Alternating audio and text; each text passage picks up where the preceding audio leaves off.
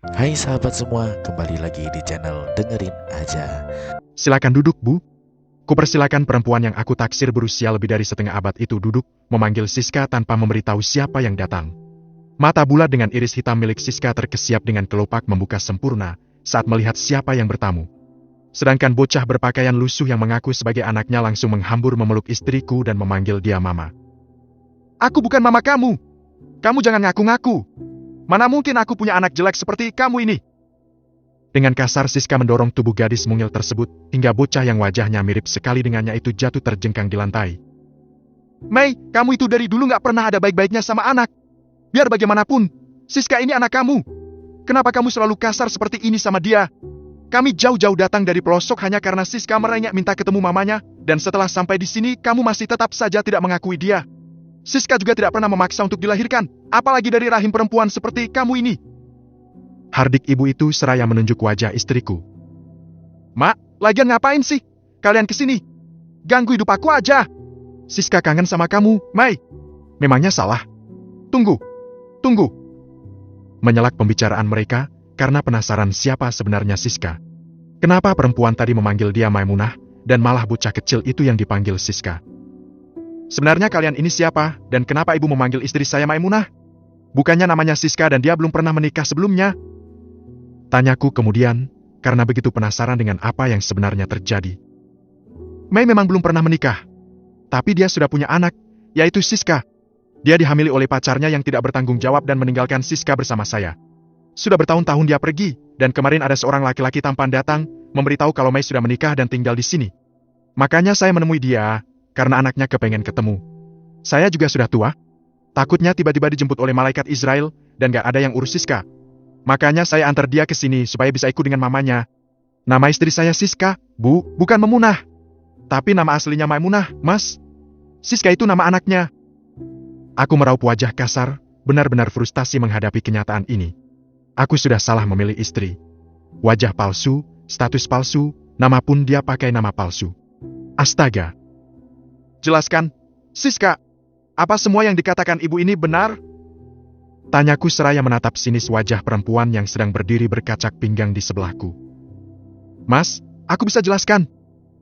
Dia merangkul lenganku, akan tetapi segera aku tepis kasar karena merasa jijik dengan tubuh serta sifat dustanya. Apanya yang bisa dijelaskan, Siska? Semua sudah jelas. Kamu membohongi aku. Dulu sebelum menikah kamu mengaku masih perawan, dan setelah menikah aku tahu kalau kamu itu pernah melakukan hubungan dengan laki-laki lain. Karena saat malam pertama aku begitu mudah melewati kamu. Aku maklum, karena masih berusaha positive thinking dan mengira kalau kamu mengalami kecelakaan sehingga harus kehilangan mahkota. Tapi beberapa bulan setelah kita menikah, aku mendapatkan kenyataan pahit, kalau ternyata kamu seorang wanita tunasusila, dan wajah asli kamu juga ternyata buruk rupa, tidak secantik kelihatannya. Kamu mengaku-ngaku hamil anak aku, dan kemarin dokter memvonis kamu terkena penyakit menular seksual. Sekarang, ada lagi fakta yang begitu mengejutkan. Kamu sudah punya anak dan memalsukan data saat kita menikah.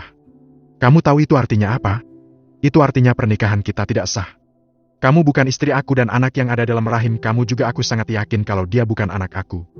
Lucu sekali seorang perempuan yang biasa menjajakan diri di tempat lokalisasi, tiba-tiba mengaku hamil oleh seorang lelaki. Sedangkan dirinya selalu membagi raga kepada setiap pria yang mau membayarnya. Jadi, mulai hari ini, detik ini, kamu harus angkat kaki dari sini, karena kita tidak memiliki hubungan apa-apa lagi. Kamu bukan istri aku, Siska, Maimunah. Emosiku sudah meletup-letup dan tidak bisa dikendalikan sama sekali. Menyesal rasanya sudah membelah dia mati-matian, membuang Nirmala demi mendapatkan istri yang sempurna malah mendapatkan wanita yang lebih buruk darinya. Nirmala hanya cacat fisik dan sekarang sudah sembuh juga terlihat semakin cantik. Sedangkan Siska, ya Tuhan, sulit sekali menjabarkan dirinya dengan kata-kata, karena aslinya ternyata begitu buruk rupa. Mas, kamu gak bisa ngusir aku begitu saja dari rumah ini. Aku lagi hamil, dan anak ini anak kamu. Perempuan dengan wajah bak monster itu mencelakai lenganku, namun, segera ku singkirkan tangannya. Gegas masuk ke dalam kamar, memasukkan semua pakaian Siska lalu melemparnya ke teras mengusir wanita itu pergi. Tidak sudi rasanya hidup bersama seorang penipu, apalagi sekarang ini keadaan Siska juga sudah begitu memprihatinkan. Kulit hitam penuh jerawat, mengidap penyakit menular pula. Kamu gak bisa main usir aku dari sini, Mas. Aku gak mau. Aku ini istri kamu, dan selamanya akan begitu. Siska mengambil tasnya, mendorongku yang tengah berdiri di depan pintu dan menerobos masuk ke dalam, meletakkan kembali pakaiannya di lemari. Hah? Kenapa kamu masuk? Aku sudah mengusir kamu. Kamu punya malu nggak? Berangku bertambah muntap, tetapi Siska seolah tidak peduli. Dia terus saja menyusun kembali pakaiannya di dalam lemari, lalu kembali keluar mengusir dua orang yang mengaku keluarganya itu. Kamu berani macam-macam sama aku, kamu akan tanggung sendiri akibatnya, Mas. Kamu pikir aku ini sama seperti si Lala yang bisa kamu bodoh-bodohi selama bertahun-tahun? Enggak, Mas. Aku nggak akan diam jika kamu berani main kasar, apalagi sampai nanti menduakan cinta aku. Dan aku pastikan nenek sihir ini akan menanggung akibatnya juga. Dia menunjuk ibu yang sedang duduk di atas kursi roda. Sialan. Kenapa semakin kesini hidup aku jadi rumit seperti ini? Punya istri buruk rupa, sifatnya juga lebih buruk dari wajahnya. Benar-benar sudah ditipu mentah-mentah aku olehnya. Arg. Salah dulu tidak menyelidiki bibit, bebet, dan bobotnya, karena sudah terlalu terbuai dengan wajah cantiknya yang ternyata palsu belaka. Topeng. Wajah plastik. Jauh, jika dibandingkan dengan Nirmala yang memang terlihat sederhana tetapi selalu memancarkan aura kecantikan alami yang membuat semua orang yang melihatnya langsung terpesona. Duduk di teras, mendongak menatap langit nan gelap, di mana bulan serta bintang bertahta di atas sana dengan cahaya berpendar seperti senyuman Nirmala. Tiba-tiba saja wajah cantik perempuan itu berkelibat dalam angan. Tawar riangnya, juga sentuhan lembutnya setiap kali melayani diriku, juga sikap santunnya, membuat rasa rindu seketika menelusup ke dalam kalbu.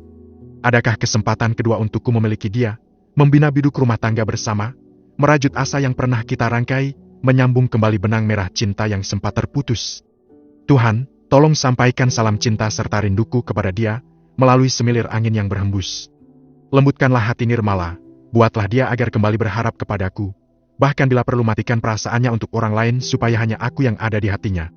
Beranjak dari kursi plastik yang ada di teras, mengayunkan kaki masuk ke dalam, kemudian merebahkan bobo di atas kasur lantai depan televisi Karen malas seranjang dengan Siska. Geli rasanya kalau dia menyentuh tubuhku, apalagi saat ini dia sedang mengidap penyakit menular. Dia akan maniak. Tahu dirinya sakit juga masih tetap memaksa melakukan. Pagi-pagi sekali, aku sudah bersiap pergi ke kantor, karena ini hari terakhir menjalani training. Aku tidak mau sampai terlambat dan mendapatkan nilai buruk dari atasan. Pokoknya harus mendapatkan pekerjaan di sana, menjadi karyawan tetap supaya bisa kembali hidup layak dan bisa membayar hutang. Kan sayang kalau tanah ibu juga diambil oleh rentenir, setelah bangunannya dirobohkan oleh ayah mertua. Sepeda motor milikku menepi di parkiran PT Aliando Sejahtera. Sebuah mobil sport berwarna putih menepi tidak jauh dari tempatku memarkirkan sepeda motor. Seorang pria dengan wajah mirip sekali dengan Virgo keluar dari dalam mobil tersebut, lalu melenggang masuk dan disambut ramah serta terlihat begitu dihormati oleh semua orang. Siapa sebenarnya dia, sampai-sampai semua karyawan terlihat begitu menghormatinya? Mbak, maaf. Yang tadi masuk itu siapa ya? Tanyaku kepada salah seorang pegawai yang sudah lama bekerja di sini. Yang mana, Mas? Dia balik bertanya. Yang pakai mobil itu? Menunjuk mobil sport yang ada di parkiran, tetapi mobil tersebut malah sudah tidak ada lagi di tempatnya. Ah, pasti dia cuma seorang supir, tapi kenapa terlihat begitu disegani? Batinku masih saja bertanya-tanya. Melenggang masuk ke dalam, mengerjakan semua tugasku untuk mencari perhatian kepada Achardi, supaya dijadikan karyawan tetap di sini. Semoga saja semua kerja kerasku membuahkan hasil. Serius amat kerja lu, Er? Tanya Romi teman seperjuanganku sekaligus saingan berat di kantor ini.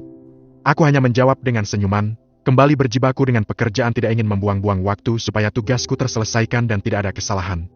Pokoknya harus mendapatkan pekerjaan di sini, karena perusahaan ini juga terlihat lumayan bergengsi. Irsyad dan kawan-kawan pasti akan merasa iri jika tahu aku bisa masuk ke perusahaan besar seperti ini. Apalagi jika mendapatkan kedudukan yang bagus. Membayangkannya saja rasanya sudah bahagia. Apalagi jika benar-benar mendapatkan pekerjaan di sini. Rasanya bahagia sekali. Mas Arya dipanggil Pak Bos ke ruangannya, katanya suruh bawa berkas yang dia minta kemarin. Kata Resti salah seorang karyawati, lebih tepatnya sekretaris pribadi bos yang entah seperti apa orangnya. Kata orang-orang di sini sih dia tampan dan masih muda. Memangnya setampan apa? Tidak mungkin kan dia lebih tampan dari aku? Mengambil map berwarna biru yang sudah aku siapkan, merapikan kemeja supaya terlihat rapi lalu segera mengayunkan kaki menuju ruangan pemilik perusahaan. Rasa deg-degan seketika menyelimuti hati, merasa grogi karena ini kali pertamanya aku bertemu sang owner. Ragu-ragu mengangkat tangan, mengetuk pintu perlahan kemudian segera memutar handelnya ke kanan setelah mendapat perintah untuk masuk dari dalam. Mulut ini menganga lebar saat melihat pria berpenampilan rapi dengan wajah tampan menawan sedang duduk di kursi kebesarannya. Tidak, ini tidak mungkin. Pasti bukan dia bosnya, karena orang sepertinya tidak mungkin bisa memiliki perusahaan sebesar ini. Part ke-31. Selamat pagi, Pak Arya yang terhormat. Sapa Virgo sambil memainkan ballpoint di tangannya serta tersenyum jumawa. Kakakmu. Menunjuk wajah lelaki dengan kemeja putih melekat di tubuhnya, terlihat rapi tidak urakan seperti biasanya. Kenapa? Ayo, silakan duduk. Ragu-ragu berjalan mendekat, duduk di kursi tamu sambil menatap wajah Virgo, memastikan kalau aku tidak salah lihat kali ini. Kamu pemilik pemimpin ini, Virgo? Tanyaku memastikan. Pak Aliando, panggil saya seperti itu kalau sedang di kantor, karena saat ini saya bos kamu. Bukan supirnya Lala, atau lelaki kere yang selalu kamu hina. Sika. Sombong sekali dia. Mentang-mentang bos, mau bertindak semena-mena sama aku. Tidak akan kubiarkan dia menindasku dengan jabatannya nanti. Kenapa diam? Mana berkas yang saya minta kemarin? Dia menadahkan tangan, mengulas senyum menyebalkan kepadaku. Ini, Fir. Pak. Oke. Biar saya cek dulu. Saya pengen tahu seperti apa pekerjaan kamu. Dia terlihat membuka serta membaca berkas-berkas yang aku serahkan dengan seksama, kemudian menutupnya kembali sambil tersenyum. Ternyata kerja kamu bagus juga, Arya. Selamat bergabung di perusahaan saya, dan semoga kamu betah dan tidak banyak bertingkah. Jangan takut sama saya, karena di sini saya akan bersikap profesional. Saya tidak akan menyangkut pautkan masalah pribadi dengan masalah kantor. Jadi, saya harap kamu juga bersikap seperti itu juga. Saya memang tidak suka tabiat buruk kamu, tetapi saya suka dengan kinerja kamu. Sekali lagi selamat bergabung menjadi anggota keluarga PT Aliando Sejahtera. Semoga kamu betah dan mempunyai banyak prestasi di perusahaan saya. Virgo mengulurkan tangan, dan mau tidak mau akhirnya ku jabat juga tangan pria muda itu. Niatnya ingin mendepaknya dia di perusahaan ini, ternyata malah dia bosnya. Dia pemilik perusahaan yang kedepannya akan selalu mengatur juga memerintah. Tapi sudahlah. Daripada tidak memiliki pekerjaan, mendingan bergabung di perusahaan milik kekasih gelapnya Nirmala, dan semoga saja dia tidak terlalu sering membawa istriku datang ke tempat ini.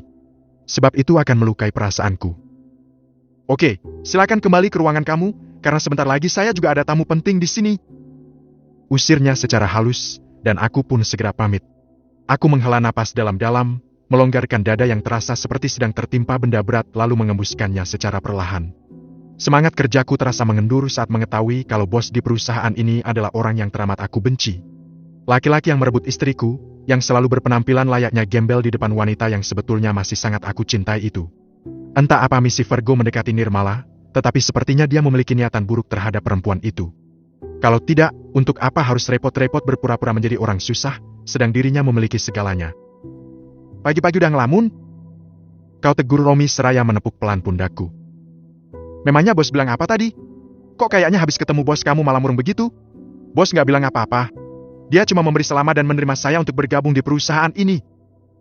Mengulas senyum terpaksa kepada lawan bicara. Alhamdulillah. Berarti kita akan sering ketemu. Saya juga diterima di kantor ini oleh Pak Aliando. Memangnya Pak Aliando itu owner perusahaan ini ya, Rom?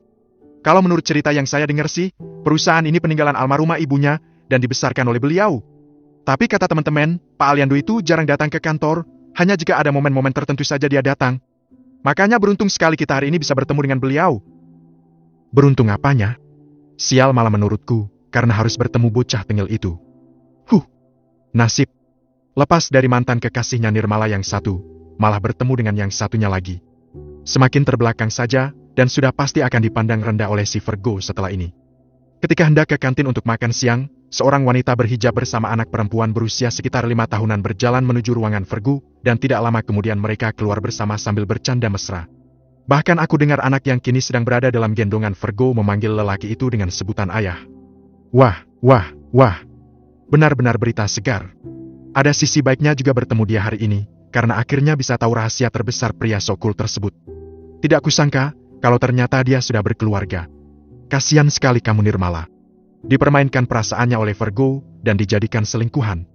Mungkin itu karma kamu karena sudah meninggalkan aku serta melukai hati ini. Kamu mau langsung pulang apa mau kemana lagi, Bang? Tanya perempuan berkerudung saf pink itu seraya menatap wajah Virgo. Mungkin tidak pulang malam ini, Dek. Soalnya masih ada urusan. Titip Eca. Kalau butuh apa-apa cepat-cepat hubungi abang. Jangan sampai kayak kemarin. Abang gak mau anak abang sampai terluka. Jawab Virgo sambil menciumi pipi anaknya. Buru-buru mengambil ponsel, membidikkan kamera ke arah mereka bertiga mengabadikan momen langka itu. Tidak sabar rasanya ingin bertemu Nirmala, menunjukkan foto tersebut supaya dia tidak lagi semena-mena dan merasa selalu di atas karena dicintai Virgo yang digaungkan sebagai lelaki setia. Puas hati ini jika melihat orang yang sudah menyakiti perasaanku juga terluka. Perempuan dengan gamis mahal melekat di tubuhnya itu kemudian memeluk lengan Virgo, masuk ke dalam mobil lalu kendaraan roda 4 tersebut bergerak menjauh dari parkiran kantor. Aku tersenyum bahagia melihat kehancuran Nirmala sudah ada di depan mata. Gawai milikku yang tergeletak di atas meja kerja terdengar berdering. Ada panggilan masuk dari nomor tidak dikenal, dan dengan malas menggeser tombol hijau, meletakkan di dekat telinga lalu menyapa orang yang berada di ujung sambungan telepon sana. Halo, selamat siang. Dengan Bapak Arya? Sapa seorang perempuan dengan ramah juga sopan. Iya, saya Arya. Ada apa? MBA? Saya Indah, dari klinik Sumber Waras, ingin mengabari kalau surat hasil pemeriksaan Bapak sudah keluar sejak beberapa minggu yang lalu, dan dokter meminta Bapak untuk segera menemui beliau karena ada yang ingin beliau sampaikan. Tapi saya sibuk kerja, Mbak. Saya juga baru masuk di perusahaan tempat saya bekerja sekarang, jadi tidak mungkin langsung minta cuti. Bapak bisa datang ke klinik malam hari, Pak? Karena dokter Haris biasa praktek sampai jam 9 malam. Oh, begitu ya, Mbak? Ya sudah. Kalau begitu nanti malam saya ke klinik untuk menemui dokter. Baik, Bapak. Terima kasih. Maaf sudah mengganggu waktunya, selamat siang. Aku segera memutus sambungan telepon. Sebenarnya penasaran juga ingin tahu hasil pemeriksaan yang aku lakukan tempo hari. Sebab terkadang penyakit itu tiba-tiba muncul, lalu hilang dan tubuh terasa begitu sehat. Akan tetapi jika rasa tidak nyaman itu sedang mendera. Rasanya begitu menyiksa karena terasa begitu perih, nyeri, gatal, juga seperti terbakar saat sedang buang air kecil. Tidak jarang juga sampai menitikan air mata saking tidak nyamannya. Meletakkan kembali ponsel di tempat semula, melanjutkan pekerjaan yang masih menumpuk supaya tidak diremehkan atasan, apalagi jika sampai dilaporkan kepada Virgo kalau kerjaku tidak beres. Bisa turun pamorku sebagai pegawai baru yang teladan. Selepas maghrib, sesuai janji aku kembali datang ke dokter spesialis kelamin, tempat kemarin aku memeriksakan diri. Pria beralma mater putih itu menggelengkan kepala karena aku terlambat menemuinya, karena menurut dia ini suatu hal yang penting. Setelah kami lakukan pemeriksaan di laboratorium, sepertinya Bapak positif mengidap penyakit gonore atau kencing nanah, dan ini levelnya masih tergolong ringan karena baru terpapar beberapa bulan. Tapi saya juga kurang tahu level penyakit Bapak berkurang atau malah bertambah saat ini, karena Bapak tidak lagi memeriksakan diri setelah melakukan pengecekan pertama. Seharusnya sesuai jadwal, setelah kita melakukan pemeriksaan, Bapak segera mengambil surat dari laboratorium, agar Bapak tahu penyakit apa yang Bapak derita. Bukan malah abai, karena itu bisa berakibat fatal untuk Bapak sendiri. Ucap dokter terdengar sedikit menahan kesal. Maaf, dok. Saya sibuk kerja, jadi tidak bisa langsung datang ke sini. Jawabku malas. Iya, saya paham. Tetapi harusnya Bapak menyempatkan diri menemui saya, supaya mendapatkan penanganan yang tepat dan tidak terlambat. Karena penyakit gonore yang tidak diobati dengan baik dapat menimbulkan komplikasi, juga berakibat fatal. Tapi setelah saya melakukan pemeriksaan dan rutin mengkonsumsi obat dari dokter, penyakit itu tidak pernah kambuh lagi. Bahkan sampai sekarang sudah tidak lagi merasakan apa-apa. Sudah sehat? Iya. Tapi Bapak harus tetap memeriksakan diri ke dokter, supaya kami bisa memastikan kalau penyakit itu sudah benar-benar sembuh. Baik, dokter. Ya sudah. Saya permisi dulu. Soalnya ibu saya di rumah juga sedang sakit. Saya tidak tega meninggalkannya lama-lama sendirian. Nanti saya tebus antibiotik dan obat yang seperti kemarin lagi saja bisa, kan? Bisa, Pak. Tapi alangkah baiknya jika Bapak melakukan pemeriksaan sekali lagi. Tidak perlu, dokter. Insya Allah saya sudah sembuh. Lagi, dokter yang aku taksir usianya lebih dari setengah abad itu menggelengkan kepala. Terlihat kecewa karena aku tidak mau periksa. Dasar mata duitan. Mungkin dia sengaja menyuruhku sering-sering periksa biar dapat banyak uang.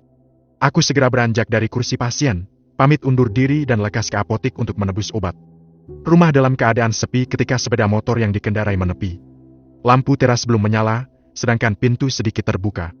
Buru-buru masuk ke dalam, meraba saklar menyalakan lampu hingga seluruh ruangan terlihat terang benderang.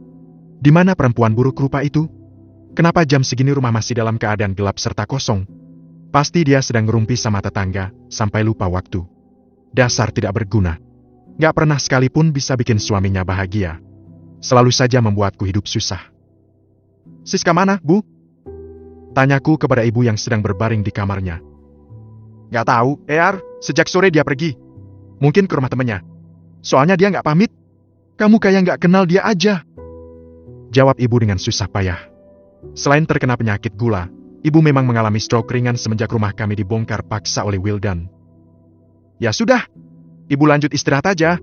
Aku mau mandi. Mengusap rambut ibu yang sudah terlihat memutih, mendaratkan kecupan singkat di keningnya lalu kembali keluar dari kamar ibu. Sebenarnya kasihan melihat keadaannya sekarang. Sudah sakit-sakitan, tidak ada yang urus pula. Aku harus pergi bekerja sementara Siska tidak punya rasa peduli sama sekali kepada mertua. Pagi-pagi sekali sebelum pergi bekerja, aku sengaja datang ke rumah Pak Handoyo ingin membayar angsuran bulanan karena sudah jatuh tempo. Akan tetapi rumah pria itu terlihat sepi, dan ketika menanyakan keberadaannya, kata tetangga dia sudah pindah rumah dari 2 minggu yang lalu. Lantas, bagaimana dengan sertifikat tanah milik ibu? Jangan-jangan dia malah membawa kabur sertifikasi itu dan menjual tanahnya kepada orang lain. Tidak, itu tidak boleh terjadi, karena tanah itu satu-satunya harta yang kami miliki. Part ke-32. Merogoh saku dalam-dalam, mengambil ponsel lalu menekan 11 digit angka, hingga nama Pak Handoyo tertera di layar dan segera menekan tombol dial. Tidak aktif. Tuhan. Rasa gelisah seketika menyelimuti hati, begitu takut kalau pria itu malah menjual tanah milikku kepada orang lain, kemudian kabur setelah mendapatkan uang dari penjualan tanah tersebut. Aku harus berusaha tenang dan tidak boleh gegabah. Bisa jadi dia hanya sedang jalan-jalan sebentar, dan besoknya akan kembali ke Jakarta lagi. Mas, nyari Pak Handoyo juga?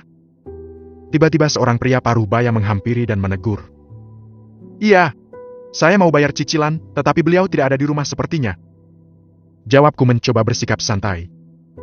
Dia sudah lama menjual rumah ini dan pindah entah kemana. Soalnya nggak pamit sama tetangga, kita tahu dia pindah juga pas ada truk ngangkut barang, dan pas tanya sama supir katanya Pak Handoyo mau pindahan. Glek! Menelan saliva dengan susah payah, tubuh ini terasa limbung mendengar kabar tersebut. Aku begitu takut dia kabur membawa sertifikat milikku, dan yang lebih menakutkan lagi jika ternyata dia telah menjual tanah ibu. Kemarin sih, sebelum dia pindah saya juga sempat lihat ada tamu datang, dan dari plat mobil yang dipakai tamu Pak Handoyo sepertinya dari kota Cirebon. Mungkin beliau pindah ke kota itu kali, Mas? Ucapnya lagi. Cirebon? Tamu itu pasti Wildan. Biar Agnieszka. Tidak ada capek-capeknya dia merecoki hidup keluarga aku. Apa belum puas dengan hanya menghancurkan rumah saja? Timbang aku selingkuh sekali kok dibalasnya bertubi-tubi seperti ini. Gak adil rasanya antara apa yang aku perbuat dengan yang kuterima. Terlalu berlebihan balasannya. Ya sudah, Mas. Saya permisi mau olahraga dulu. Silakan, Pak. Mencoba mengulas senyum meski bibir terasa kaku. Aku tidak ingin menunjukkan luka yang menganga di dada di depan semua orang, apalagi yang tidak aku kenal. Aku pria tangguh, yang akan terus melawan kesaliman yang dilakukan oleh Wildan. Akan ku berantas sikap arogannya hingga ke akar, bila perlu sampai dia menyembah meminta maaf kepadaku. Mengepal tangan di samping tubuh, segera melajukan sepeda motor milikku membelah kemacetan kota menuju kantor Vergo. Jarum pendek jam sudah menunjuk ke angka jam 6:58 ketika aku sampai, hampir terlambat 2 menit. Romi sudah duduk di kursi kerjanya sambil menikmati secangkir kopi yang dibuatkan oleh office boy, menyapa diriku dengan ramah serta santun. Tumben, agak telat. Biasanya pas saya sampai pasti kamu udah standby. Tanya pria berkemeja merah marun itu seraya menyesap kopi di tangannya. Iya, tadi ada urusan sebentar di luar. Aku menjawab sembari menarik kursi, mengenyahkan bokong perlah di permukaannya lalu memanggil cleaning service, meminta pria berseragam hijau stabilo itu membuatkan kopi cappuccino untukku. Ada lagi, Pak? Si tukang bersih-bersih menunduk hormat. Aku paling suka diperlakukan spesial seperti itu oleh bawahan. Tolong belikan saya ketoprak juga di depan kantor. Jangan terlalu pedas, dan kerupuknya yang banyak. Ini, uangnya, kembaliannya buat kamu. Menyodorkan selembar pecahan 20 ribuan, dan segera diambil oleh ubi kantor. Baik juga ternyata kamu, ER. Uji Romi membuat diri ini merasa melambung tinggi. Sepertinya harus sering-sering berbuat baik di depan orang, supaya selalu mendapatkan pujian juga sanjungan. Tidak diperolok seperti saat bekerja di perusahaannya si Irsyad dulu. Saya itu paling tidak tega sama orang lain, Rom. Suka kasihan. Lagian, uang seperak 2 perak mah nggak bakalan bikin kita miskin. Sahutku sok bijak. Pria berambut agak panjang dari ukuran rambut pria itu menepuk bahuku. Dia lalu kembali berjibaku dengan pekerjaannya, pun dengan diriku yang sudah ditunggu oleh beberapa tugas yang sudah menumpuk. Jarum pendek jam menunjuk ke angka 12 siang. Aku duduk sendiri di pojokan kantin, menatap ramai lalu lalang teman-teman seperjuangan yang sedang bersiap untuk santap siang sambil bercengkrama. Tangan ini bergerak dengan sendirinya membuka galeri ponsel, melihat-lihat foto Nirmala yang aku simpan di gawai. Rasa rindu seketika menelusup dalam kalbu, membuat hati ini nelangsa karena tidak bisa lagi bersama. Sungguh, rasa ini begitu menyiksa kala tiba-tiba bertengger dalam rongga dada. Aku tidak bisa menahan hasrat ingin bertemu perempuan yang ternyata tanpa aku sadari telah menyematkan cintanya begitu dalam di relung sanubari. Kuusap wajah dengan senyum khas menghias, ingin sekali benar-benar bisa menyentuh pipi itu, mengecupnya sambil membisikkan kata cinta. Namun, apa daa, pernikahanku dengan Siska telah mengikis jarak antara kita berdua. Jangankan untuk disentuh, ditemui saja dia tidak mau. Lala, seburuk apapun perlakuan kamu dan ayah, entah mengapa rasa ini tidak pernah mati. Aku memaklumi sikap kamu, sayang. Dan aku juga memaafkan kamu. Guamamku dalam hati. Tidak lama kemudian terdengar suara Virgo menyapa para karyawan. Aku hanya memperhatikan dari pojokan, mendecih kesal melihat dia malah bergabung dengan para office boy yang tengah bersantap siang. Dia kaya, tetapi tidak berkelas. Masa gaulnya sama kacung-kacung perusahaan. Nggak elit banget dilihatnya. Tidak pantas jadi pemimpin PT Aliando Sejahtera yang sudah dikenal hampir semua orang. Mas, bagi uang dong. Aku mau pergi ke rumah temen. Buat beli oleh-oleh. Pagi-pagi sekali Siska sudah menodongkan tangan meminta uang. Padahal ini hari Sabtu, jatahnya aku libur tapi, bukannya meladeniku dan membantu merapikan rumah, dia malah memilih pergi tidak jelas. Gak ada. Belum gajian. Ketusku tanpa menoleh. Kan kamu punya simpanan, Mas. Pakai dululah uang tabungan kamu. Menghentikan aktivitas membaca berita, menatap sinis wajah buruk rupanya yang kian membuatku tidak berselera berada di dekatnya. Kamu tahu, kan? Uangku udah dipakai buat bayar sewa rumah, untuk berobat kamu sama ibu, juga membayar utang. Kalau kamu butuh uang, biasanya juga kamu jual tubuh. Untuk apa minta duit sama aku, Maimunah? Sengaja menyebut nama aslinya, karena perempuan yang tengah berdiri dengan pakaian kurang bahan itu akan merasa kesal jika aku memanggil nama asli. Namaku Siska, Mas. Kamu lihat sendiri di KTP kan? Protesnya kesal. Terserah. Pokoknya aku nggak mau ngasih uang sama kamu. Kalau kamu nggak ngasih uang, aku akan pergi dari sini, Mas. Aku tertawa renyah mendengar ancaman wanita itu.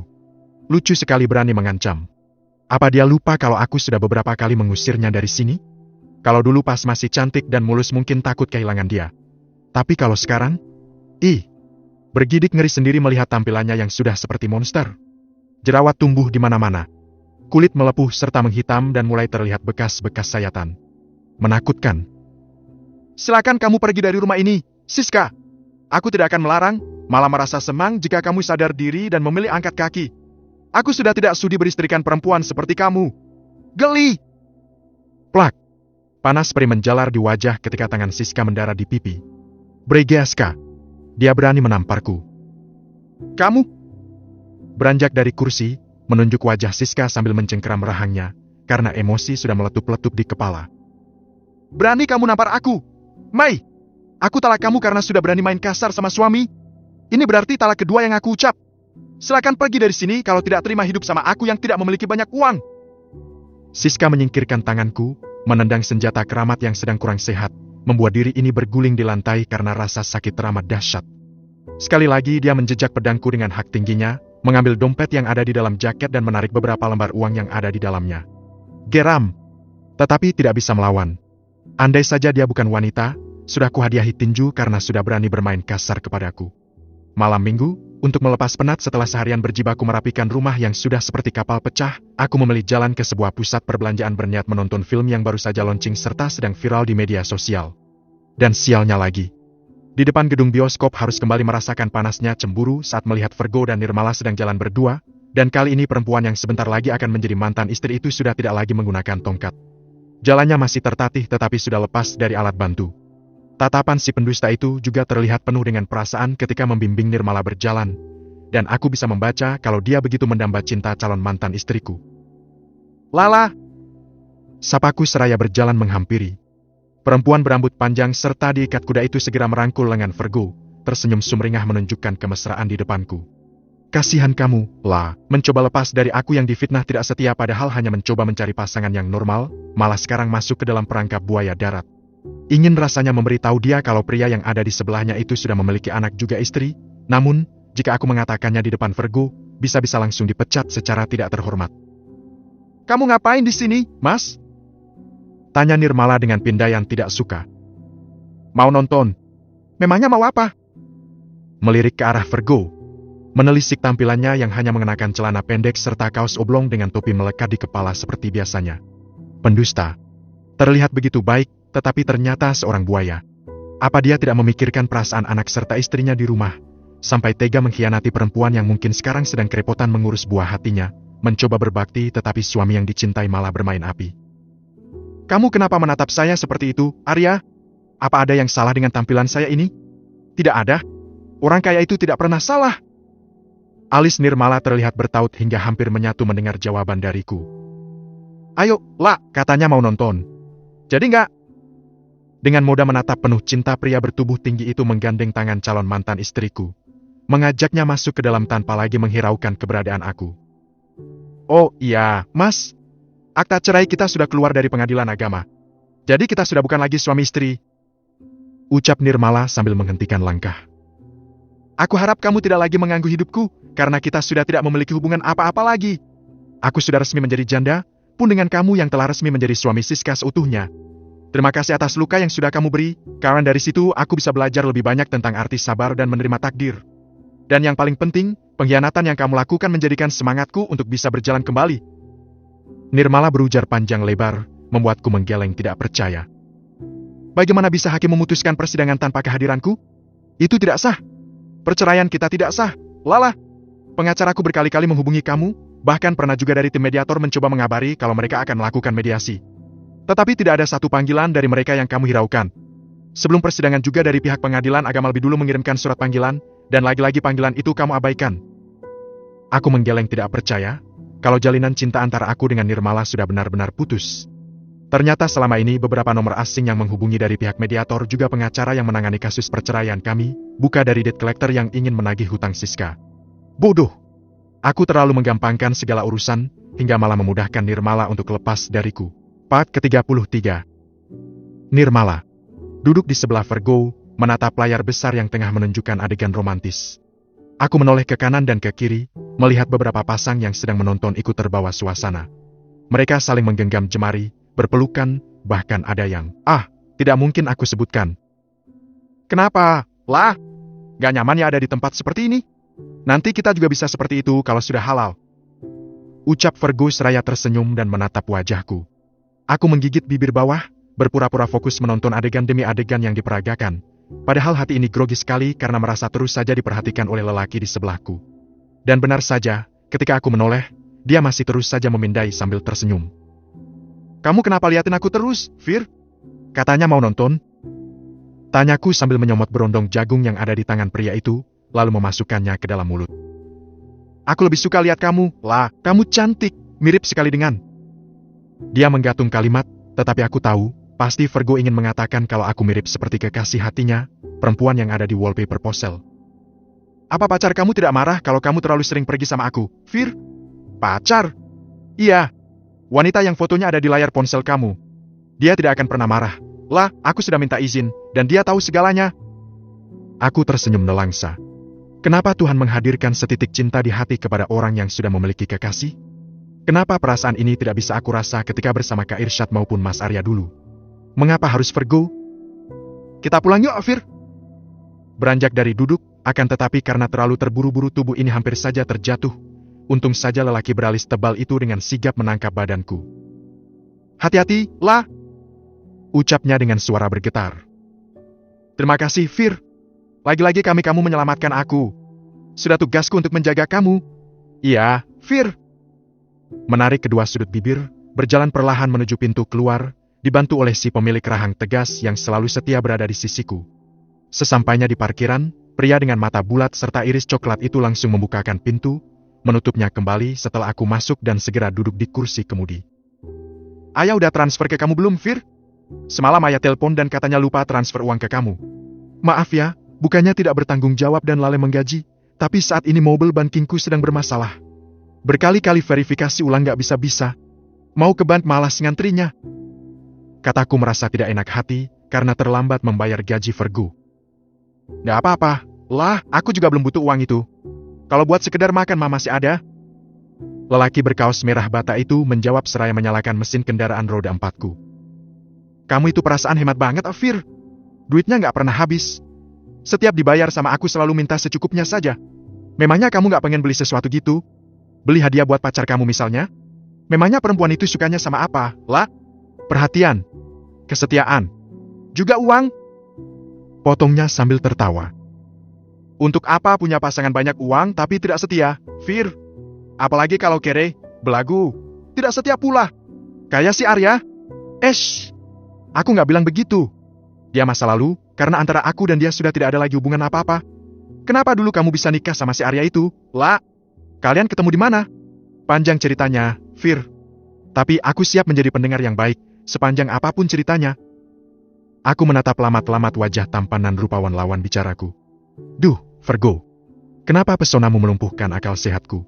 Aku tahu kamu sudah mempunyai pasangan, tetapi rasa ingin memiliki kamu begitu besar. Dosakah aku jika mencintai pria di hadapanku ini, Tuhan? Aku pernah merasakan sakitnya dikhianati, dan tidak mungkin akan menjadi duri dalam hubungan orang lain. Tolong cabut rasa cinta dalam hati jika kami memang tidak bisa bersama. Jangan dilihatin terus. Nanti naksir. Bahaya. Celetuk Virgo membuatku seketika membuang pandang keluar jendela, menikmati kelap-kelip lampu jalanan di antara keremangan malam. Sesaat suasana berubah menjadi hening, karena kami berdua saling diam dalam pikiran masing-masing. Hingga gawai dalam saku celana Virgo terdengar berdering nyaring, dan alisku bertaut hingga hampir menyatu melihat ponsel yang dipegang oleh pria itu. Sebuah benda digital dengan harga yang lumayan cukup mahal, dan hanya orang-orang berdompet tebal yang mampu membeli gawai dengan tipe seperti itu. Siapa sebenarnya kamu, Virgo? Kenapa banyak sekali keganjilan yang aku lihat di diri kamu? Dari cara berpakaian, jam tangan, bahkan topi yang digunakan saja aku tahu kalau barang-barang itu milik salah satu brand terkenal. Walaupun dia selalu bilang semua yang dipakainya itu lungsuran dari bosnya, tetapi rasanya sedikit kurang masuk akal. Tetapi sudahlah. Mungkin memang dia mendapatkan semua itu dari juragannya, sebab tidak mungkin pria setampan dia seorang pencuri. Astagfirullahaladzim, kenapa malah jadi suzon seperti ini? Susu sama apa, sayang? Kamu kirim listnya saja lewat WhatsApp, biar nanti abang belikan. Jari jemariku saling meremas satu sama lain, mendengar Virgo memanggil orang di ujung sambungan telepon sana dengan sebutan sayang. Ada yang tercacah-cacah dama rongga dada, juga merasakan perih tersayat rasa cemburu. Pasti Virgo sedang berbicara dengan kekasihnya, atau mungkin diam-diam malah sudah memiliki istri. Dari siapa, Fir? Kayaknya mesra banget. Tanyaku penasaran. Orang rumah? Istri kamu? Dia tidak menjawab, malah terlihat serius membalas pesan dari orang tersebut. Sudahlah. Untuk apa mencampuri urusan Virgo? Dia itu kan hanya supir dan bodyguardku saja. Jadi seumpama sudah punya pendamping hidup, kenapa harus marah dan sakit hati? Pukul 10 malam, mobil yang kami tumpangi akhirnya menepi di depan rumah. Buru-buru sang pemilik rahang tegas itu turun, membukakan pintu untukku lalu mengulurkan tangan hendak membantu berjalan. Gak usah, Fir. Aku bisa sendiri. Tolakku sambil berusaha turun dari mobil, berjalan perlahan serta hati-hati. Aku bantu sampai ke dalam, lah. Aku gak tega lihat kamu seperti ini. Takut kaki kamu masih sakit. Aku sudah biasa hidup dalam kesakitan, Fir. Tidak perlu khawatir. Kok kamu bicaranya seperti itu? Pak Mali tahu. Sudah, kamu pulang saja. Istri kamu udah nungguin. Iya, tapi aku mau bantu kamu naik ke teras dulu. Gak usah. Jangan keras kepala, Nirmala Wulan. Hayuk. Aku menghela napas dalam-dalam, lalu membuangnya secara perlahan. Benar juga kata Virgo. Aku tidak mungkin bisa menaiki undakan teras yang lumayan tinggi itu sendiri. Ya Tuhan, Virgo! Aku memekik kaget ketika meras tubuh ini tiba-tiba melayang di udara. Dia membopong tubuhku, membawanya masuk, lalu mendudukkannya di sofa. Habis aku gemes. Kelamaan mikir. Udah malam juga. Gerutu Virgo seraya menyerahkan kunci mobil kepada Bisani. Ya sudah aku pulang. Besok pagi aku kesini lagi. Mau dibawain sarapan apa? Gak usah repot-repot. Hati-hati di jalan, Fir. Kamu juga hati-hati. Jangan bandel dan ngeyel ya, no. Dengerin omongan Bibi biar cepat sehat. Aku melipat tangan di depan dada, memonyongkan bibir. Kesal sekaligus gemas dengan sikap pria itu. Sudahlah. Jangan terlalu dibawa perasaan, karena itu sama saja menyakiti hati sendiri. Virgo segera mengayunkan kaki lebar-lebar, apalagi ponsel dalam saku celananya terus saja bergetar. Mungkin istrinya sudah tidak sabar menunggu kepulangannya, apa malah jangan-jangan ada yang melihat dia berjalan denganku lalu mengadukannya. Semoga saja istrinya Virgo mengerti, karena kami hanya memiliki hubungan sebatas rekan saja. Sudah malam, no. Ayo tidur. jangan dilamunin terus. Besok juga Mas Virgo kesini lagi. Ledek bibi seraya membantuku untuk berjalan ke kamar. Lagi, aku hanya bisa tersenyum, menyembunyikan luka serta nelangsa. Lah, sorry. Hari ini aku izin gak datang ke rumah. Ada urusan di luar soalnya. Aku menyentak napas ketika pagi-pagi sudah mendapatkan pesan singkat seperti itu dari Virgo. Tapi mau bagaimana lagi? Masa ia harus maksa dia untuk datang? Lagian, aku juga harus terbiasa sendiri, apalagi jika nanti sudah benar-benar sehat dan Virgo berhenti menjadi bodyguardku. No! Tok! Tok! Tok! Terdengar suara bibi memanggil namaku. Tidak lama kemudian seraut wajah senja muncul dari balik pintu, mengulas senyum ramah seperti biasa lalu berjalan menghampiri diriku. Bibi mau belanja perlengkapan dapur sama mau beli magic cam. Tapi Mas Virgo kok jam segini belum sampai ya? Bibi mau ninggalin Nok Lala sendirian gak tega. Ucap wanita yang sudah mengasuhku dari bayi seraya mengusap lembut pipi ini. Virgo libur, Bi, dia gak kesini. Jawabku dengan suara parau, menahan sesaknya dada membayangkan kalau saat ini pria itu sedang bercanda mesra dengan istri atau kekasihnya, memberikan perhatian seperti yang selalu dia curahkan kepadaku. Kenapa? Kalian berantem? Memangnya kami anak kecil? Bibi ini ada-ada saja. Tapi muka kamu langsung berubah pas Bibi nanyain Mas Virgo. Kalau lagi ada masalah, jangan sungkan beritahu Bibi. Siapa tahu Bibi bisa bantu. Aku baik-baik saja, Bi. Tidak, sayang. Kamu tidak sedang dalam keadaan baik-baik saja. Bibi itu tahu siapa kamu, dan kamu tidak pandai menyembunyikan sesuatu sama Bibi. Bibi bisa baca bahasa tubuh kamu, dan tahu kalau kamu sebenarnya cinta sama Mas Virgo. Iya kan? Bibi apa-apaan sih? Aku menunduk malu menghindari tatapan Bisani. Tuh, kan? Wajah Nok Lala memerah. Pasti semua yang dikatakan Bibi benar. Gak apa-apa. Lagian kayaknya Mas Virgo itu baik orangnya. Cocok buat Nok Lala. Dia sudah punya pasangan, Bi, kayaknya udah punya istri. Masa aku disuruh jadi pelakor? Sabar ya, sayang. Kalau begitu mulai sekarang kamu harus jaga jarak serta jaga perasaan. Jangan sampai menyakiti sesama kaum wanita. Itu nasihat Bibi. Aku mengangguk mengiyakan, lalu segera berjalan perlahan menuju meja rias. Menyapukan sedikit bedak di wajah juga memoles bibir tipisku dengan lipstik berwarna merah muda, supaya tidak terlihat seperti orang sakit. Bibi lalu menggandeng tanganku keluar, ikut dengannya ke sebuah pusat perbelanjaan supaya tidak bosan di rumah sendirian. Bi, aku mau ke toko buku. Mau beli novel dulu buat dibaca kalau lagi suntuk. Nanti kalau Bibi sudah selesai langsung telepon aku aja. Tapi, no. Bibi terlihat ragu juga enggan mau melepasku sendirian. Toko bukunya kelihatan loh, Bi, gak usah khawatir. Aku bisa jaga diri. Hati-hati. Dia mengusap lembut pipiku, dan terus saja memperhatikan hingga aku benar-benar masuk ke dalam toko. Bruk. Seorang anak kecil menabrakku ketika sedang asik memilih buku, hingga dia terjatuh dan menangis. Sudah ya bilangin kan, tadi? Jangan lari-larian. Ucap seorang laki-laki yang teramat ku kenali. Dia lalu segera menggendong gadis kecil nan cantik itu, dan tertegun ketika melihat aku berdiri di hadapannya. Aku menggigit bibir kuat-kuat, menahan perih teramat dahsyat melihat pemandangan yang begitu menyakitkan. Virgo sedang bersama seorang perempuan berwajah cantik, dengan seorang anak kecil yang memanggil dia dengan sebutan ayah. Part ke-34. Sekuat tenaga menahan air mata yang sudah menggelayut di pelupuk, supaya tidak merebak di depan Virgo serta istrinya. Kamu di sini, lah? Tanyanya dengan ekspresi yang sulit sekali bisa diartikan. Terlihat terkejut, juga takut. Iya, mau beli novel. Biar nggak suntuk kalau lagi sendirian. Jawabku terbata, sampai hampir tidak bisa mengeluarkan kata. Ini siapa? Anak kamu? Iya, ini Alexa. Putri aku. Ayo, sayang. Salim sama Tante Lala. Perintah laki-laki itu kepada putrinya dan segera dipatuhi oleh gadis kecil itu. Sementara perempuan yang tengah berdiri di samping Virgo, dia hanya mengulas senyum, dengan mode terus saja memeluk lengan bodyguardku, seolah ingin menunjukkan kalau lelaki di sebelahnya hanya milik dia seorang. Ya sudah, Vir. Aku permisi dulu. Udah ditungguin sama Bibi. Segera menarik diri dari hadapan keluarga kecil itu, tidak mau menambah parah luka di dalam dada. Apa kamu perlu bantuan, La? Wajah kamu pucat. Tidak. Aku bisa sendiri. Tenang saja. Mengayunkan kaki cepat-cepat, duduk di kursi dekat eskalator lalu meletakkan tongkat tidak jauh dari tempatku mengenyahkan bokong. Tanpa dikomando buliran-buliran air hangat lolos begitu saja dari balik kelopak, membanjiri pipi tanpa bisa lagi dibendung.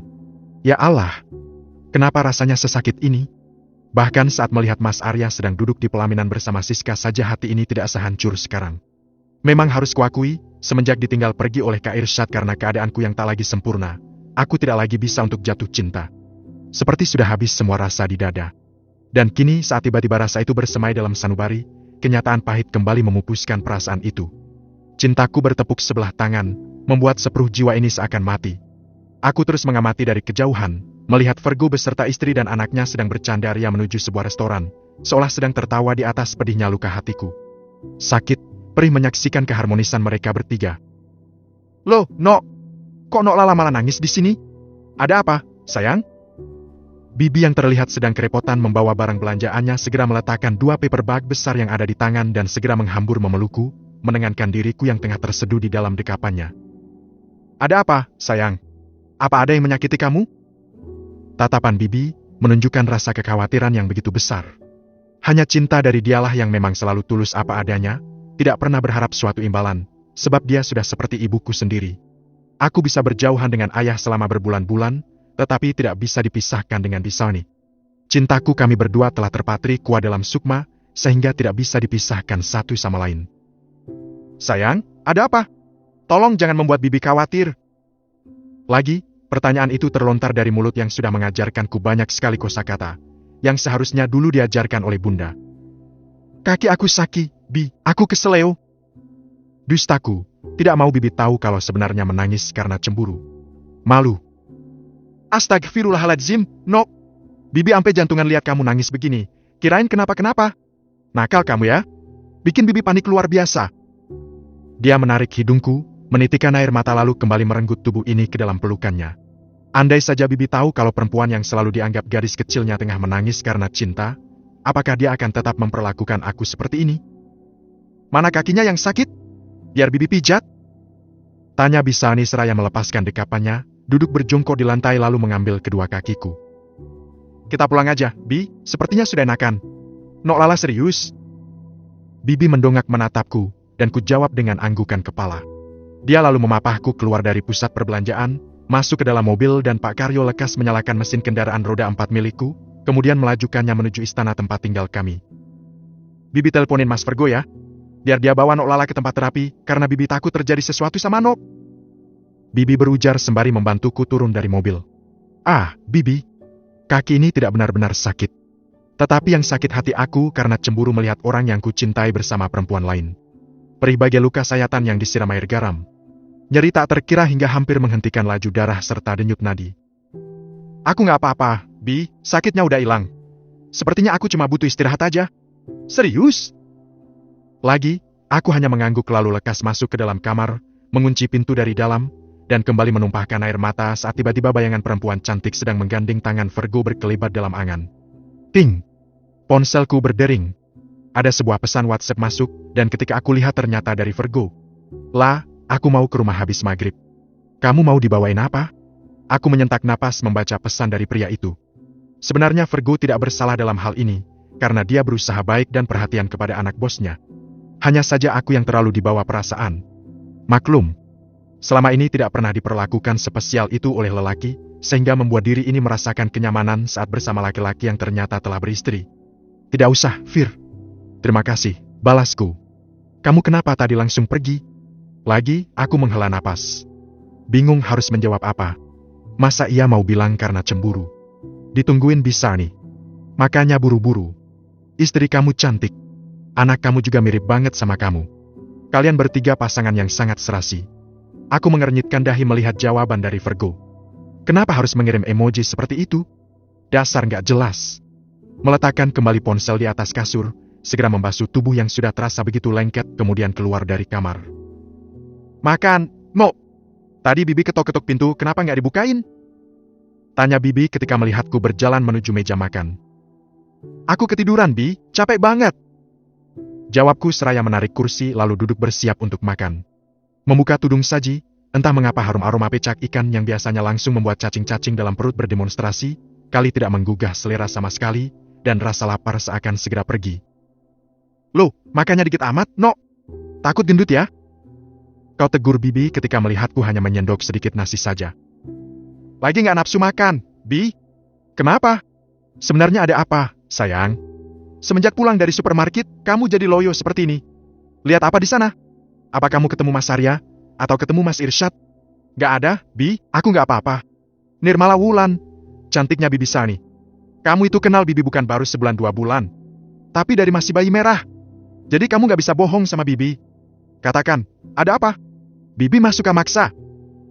Tiba-tiba 2 bulir air bening kembali lolos dari balik kelopak. Pupusnya cinta di hati, kembali tenggelamkan aku ke dasar luka yang paling dalam. Hingga perasaan ini menjadi sensitif, mudah sekali menitikkan air mata, apalagi jika mengingat tentang semua kebaikan pria berpenampilan sederhana tetapi penuh karisma itu, juga saat melihat dia bersama perempuan lain. Aku pikir batin ini akan siap menerima kenyataan kalau Virgo sudah ada yang memiliki, tetapi ternyata salah. Ini terlalu menyakitkan buat aku. Memejamkan mata, mencoba menepis segala lara yang tengah meraja di dalam dada. Aku tidak boleh selamanya seperti ini. Kenapa menangis? Aku terhenyak dan terkesiap ketika tiba-tiba suara Bisani berubah menjadi suara Virgo. Ah, pasti sedang berhalusinasi, karena sejak tadi memang selalu memikirkan dia. Jangan menangis, lah, kalau ada masalah bisa ceritakan sama aku dan Bibi. Dengan sentuhan yang begitu lembut, jari-jari itu membetulkan anak rambutku yang berantakan, menyelipkannya ke sela-sela daun telinga lalu menghapus air mata yang membasahi pipi. Virgo, kamu? Menucek mata, memastikan kalau pria yang ada di hadapanku memang benar-benar dia. Kamu lihat aku sudah kayak lihat hantu. Kamu ngapain kesini, Vir? Karena aku mengkhawatirkan kamu. Lah, Bibi tadi nelpon aku, dan dia bilang kamu nangis terus sejak siang. Kamu juga nggak mau makan, bikin semua orang khawatir tahu nggak? Ayo, cerita. Ada apa? Dia terus saja memberondong pertanyaan, sudah persis seperti Bisani. 11-12. Aku nggak apa-apa, Vir. Kamu harusnya tidak usah kesini. Nanti anak dan istri kamu nyariin dan marah sama kamu. Aku nggak mau sampai istri kamu salah paham, karena kamu terlalu sering kesini. Kasihan dia, Vir. Dia tidak akan marah sama aku. Lah, kamu nggak usah khawatir. Kamu kenapa nggak jujur dari awal kalau kamu sudah pernah menikah dan punya anak? Kalau aku tahu sejak awal, aku tidak akan. Menggantung kalimat, bingung harus berkata apa. Masa ia harus jujur kepadanya kalau diam-diam dia telah mencuri hatiku, menyematkan cinta begitu dalam di relung sanubari, juga mengatakan kalau aku tengah terluka melihat dia bersama anak serta istrinya. Karena belum saatnya mengenalkan Alexa sama kamu, lah, tapi aku sering cerita tentang kamu sama dia. Hah? Mulutku menganga mendengar penuturannya. Menceritakan tentang perempuan cacat yang ditinggalkan tunangannya, lalu terpaksa harus menikah dengan lelaki yang sok jadi pahlawan kemudian dikhianati dan diduakan gitu, Vir. Virgo malah tertawa. Menyebalkan. Sebaiknya kamu pulang, Vir. Aku lagi nggak mau diganggu. Lagi kepengen sendiri. Ada yang lagi baper dan sensi. Dia kembali terkekeh. Gak usah ketawain aku mulu. Jangan-jangan bener ya dugaan aku. Kamu cerita sama Alexa tentang kemalanganku selama ini? Memangnya apa untungnya menceritakan aku sama putri kamu? Beranjak dari dudukku, namun, lelaki berkulit bersih itu segera mencekal lenganku. Aku mengenalkan kamu sebagai calon bunda barunya dia, lah, dan dia selalu penasaran ingin bertemu dengan kamu. Tetapi aku belum berani mengatakannya sama kamu. Takut kamu nolak. Ucapnya kemudian, dan kali ini aku yang menertawakannya. Dasar. Semua laki-laki sama. Sudah punya istri cantik, masih saja kelamitan. Gak bisa lihat janda nganggur, pengen langsung gembat juga. Kenapa kamu malah tertawa? Lah, apa ada yang lucu? Kali ini dia menatap wajahku serius. Kamu itu aneh. Udah punya istri, tetapi malah ngenalin perempuan lain ke anak kamu sebagai calon bunda barunya. Kamu jangan suka racuni otak anak kecil, Virgo. Apa kamu tidak pernah mengerti perasaan istri kamu? Sakit, Vir. Bahkan aku saja merasa sakit saat tiba-tiba ketemu kamu sama anak dan istri kamu. Hati aku sakit seperti sedang diremat-remat sampai sekarang. 2 bulat bening lawan bicaraku terus saja memindai wajah ini. Ada senyum tertahan di bibir, mungkin karena mendengarku yang tanpa sengaja malah memberitahu ke dia apa yang sedang aku rasa. Ayo, ikut denganku, lah. Virgo beranjak dari duduknya sambil menggamit tanganku. Kemana? Sudah aku bilang kalau aku lagi gak mau kemana-mana. Tolakku. Aku akan mengenalkan kamu sama istri aku. Supaya kamu bisa mengenal dia juga, lah. Ya Tuhan. Kamu itu gila ya, Vir?